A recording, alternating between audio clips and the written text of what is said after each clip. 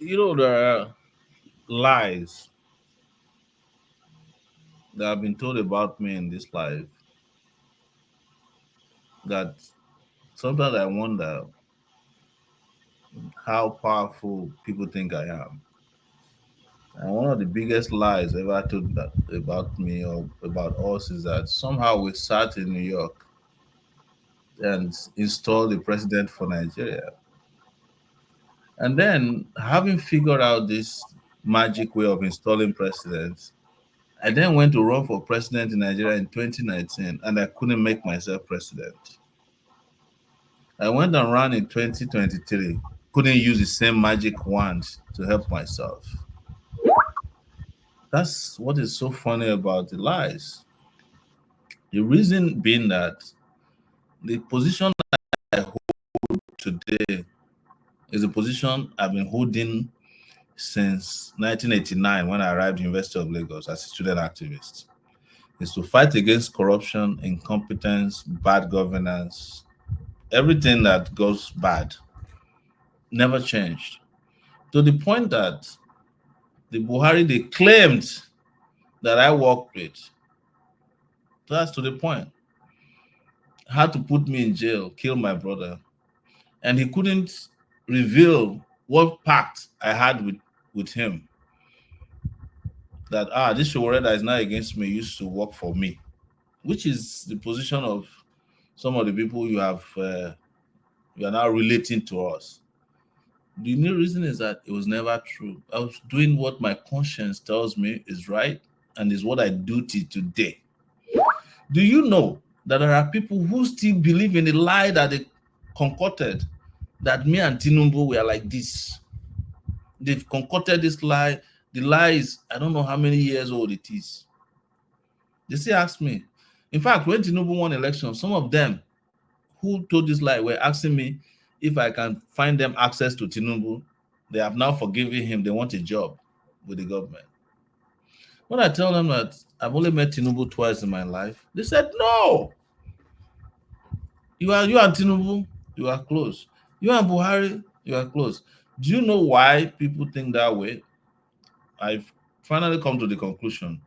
They could not believe that what we were doing on Sahara was our own making, or that the power we had at that time, we did not monetize it the way other journalists monetize power, especially media power. A lot of people have said to me privately after they told the lie and discover it's a lie that, oh boy, if not me be you that time, shall I for don't retire, because that was the time there was money. What did I mean money? There was money on Jonathan's side that he was willing to buy us collectively as Sahara so that we could be working for him. And that would have worth more than what Buhari would have been willing to pay. So it didn't make economic sense that we went with the guy who had less money than the guy who was controlling the Nigerian treasury at that time. Do you remember that that was the period of Beziani? So if we wanted money, they could have flown a jet load of money to us, the same way they use Orisha Jaffo's jet to take 10 million to South Africa in the trunk of a plane. So, but it is a convenient lie because anytime it is told, it's magnetic. It will get even the most honest person. Now Sowore them bring APC now. How? They were writing something against Jonathan. And I will say again, conclusively here, maybe not conclusively, we'll keep discussing it, that the person that brought Buhari to power, number one, is Jonathan. I'm telling you. And until he apologizes to Nigeria for the wasted years that the opportunity, Jonathan was selling barrel of crude at $140 per barrel, almost throughout his tenure. If Jonathan wanted to change Nigeria in the 5 years he was in power, it was right there on his palm.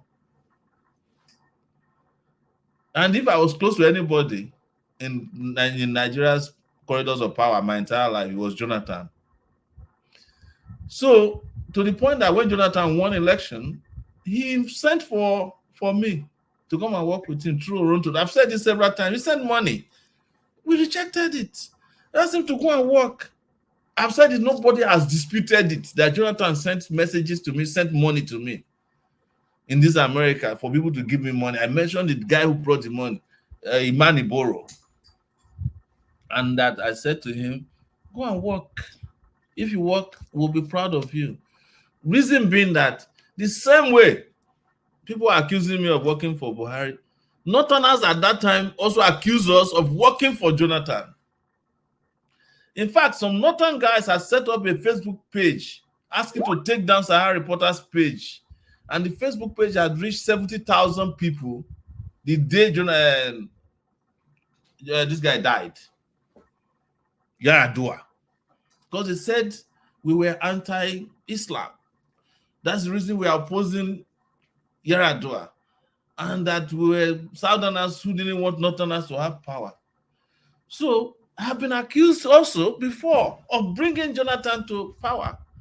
Reason, because we were reporting on what was happening with Yar'adua's health. So how long will these lies last is the question you should ask yourself. But do I worry about them? No, because it's some of the things you have to live with. If you do what we do, it has its own consequences. People are going to lie to you against you. They are going to make up all kinds of stories on your. Sometimes when people lie, tell me some lies, I look back and say, are you talking about me? There was a guy who wrote a story from London at the time and said, Tinubu bought me a $5 million mansion in California. Do you guys remember? In 2015. I was like, wow, I need to find the mansion.